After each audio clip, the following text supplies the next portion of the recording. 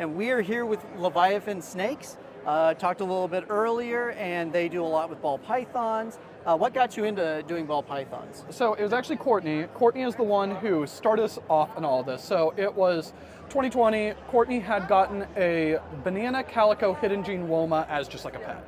And we'd never had ball pythons before. She had had turtles before that. And he was just the best pet. Like, I've had just like growing up and all that stuff, like cats, dogs, but no like reptiles. And I've never been a big animal person. Not that I like hate animals, but I just didn't really connect with any.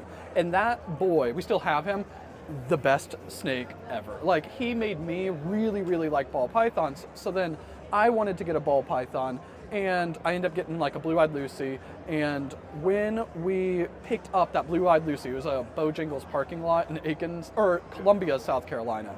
The person told us about a Repticon that was coming up, and we didn't know anything about it. And as we go there and we see like all of the different morphs, all of the different combos, that kind of really sparked our interest. Then we went to Morph Market and we saw, I think it was like a Super Banana Inchy Clown, and it was like $1,000 something, $2,000 at the time, and I'm like, that's wild. Who's going to spend that much money on a snake? We'll just make that ourselves. And that's really how we got into breeding, and now we spend way more than that on snakes. So yeah, I noticed there is like a very large divide with what you pay for pet reptiles, even if you're an enthusiast, to the breeding class. And that's something we all know about being in the community of reptiles.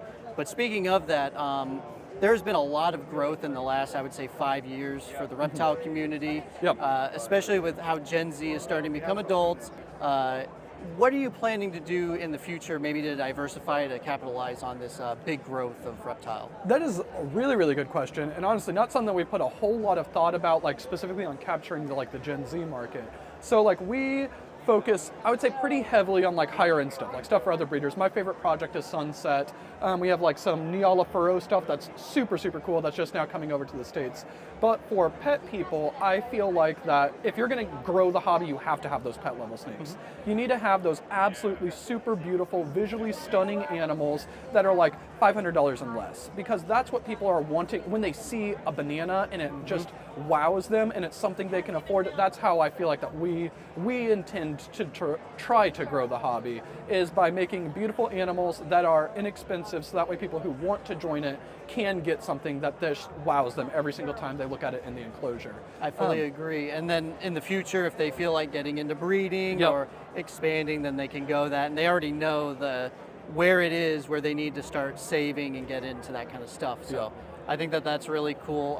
And then also, you have a YouTube channel as well, correct? Yeah. So we have a YouTube channel. It's just Leviathan Snakes on YouTube. It's really focused on reptile breeders, and a lot of, I would say, focused on reptile breeders, and it leans more towards the business side.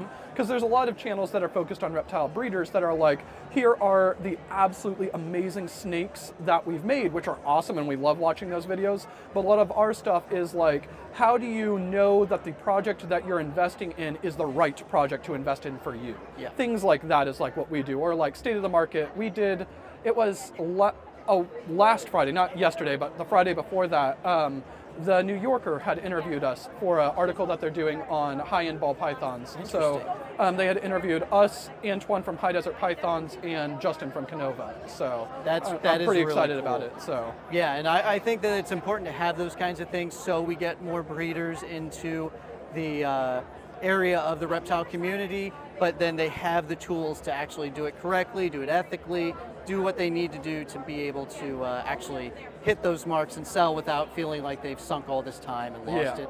Other than like that kind of stuff, and then like I know we have Snake Discovery here, which is really cool. Are there any other YouTube channels that you personally recommend for people to check out if they're like interested in reptiles but they don't know where to start? Yeah, so there's like the big ones. There's like Snake Discovery, who I think does amazing things for the hobby. If you're in like breeding, you already know about Canova, you know about Always Evolving Pythons, Mutation Creations. Somebody who is smaller, who I think has such a warm, welcoming channel that is just such a good influence on the community, is Adam from Proper Royals. Yeah, I've seen him. Really good stuff. He's much smaller. He got in right around the same time as us, but very, very warm, very, very welcoming. And it also goes into like business stuff and just kind of like the community aspect around the hobby. It's really, really good. I highly recommend Adam from Proper Royals. Well, great. Thank you again for letting us get this interview. Yeah, thank you so much. We really appreciate it. Yeah.